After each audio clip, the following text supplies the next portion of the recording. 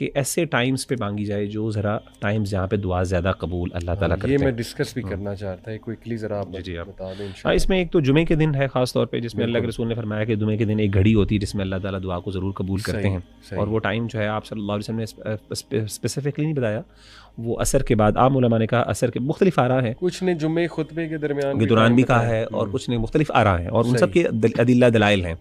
جو سب سے strong opinion ہمارے اساتذہ کو لگتی وہ یہ تھی کہ جی عصر کے بعد سے لے کے مغرب کے درمیان کوئی ایک گھڑی ہے اب, اور اس میں جو بندہ ایگر ہوگا اس کو مل جائے گی, اور ایگرنیس آپ مطلب مانگیں گے اللہ آپ کو توفیق دے دیں گے.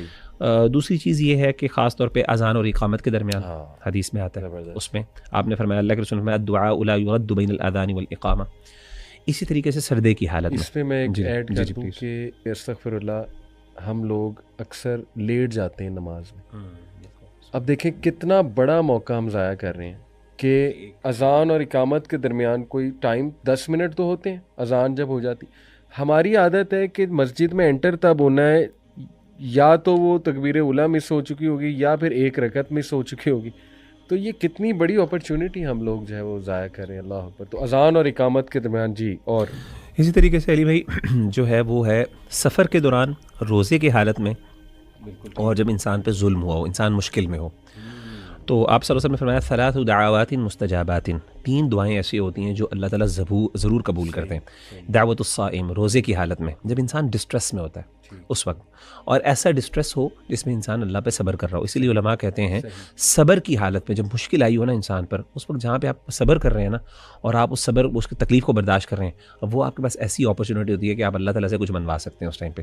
چلے آپ پر یہ مشکل تو آئی ہوئی ہے, اللہ چلے میں اس کو برداشت کروں, اللہ مجھے اس کی جگہ فلاں چیز عطا کر دے.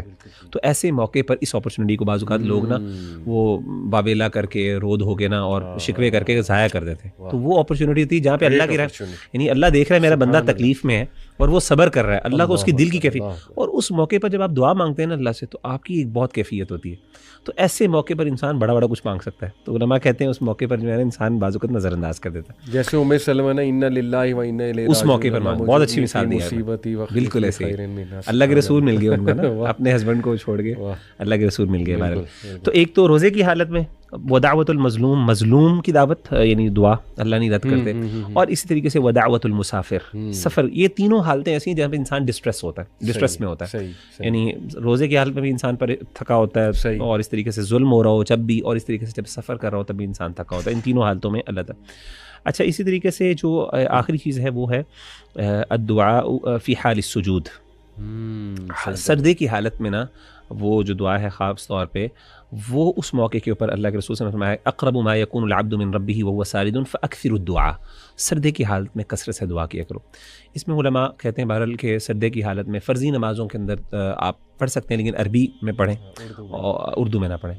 لیکن بعض علماء نفلی عبادتوں میں اجازت دیتے ہیں کہ اگر آپ نے اردو میں بھی مانگنی ہے نفلی عبادتوں میں تو وہ بھی اجازت دیتے ہیں, لیکن بعض محتاط اوپینین یہی ہے یا آپ کوئی جنرل دعا سجدے میں کریں, اپنی جو دعائیں دل میں ذہن میں لائیں کرتے ہوئے. صحیح. چھٹی جو چیز ہے وہ جو علماء نے فرمایا ہے وہ یہ ہے کہ بڑے مزے کی ہے, وہ ہے کہ جب انسان مرغے کی آواز سنے عند سماع سیاح الدیک.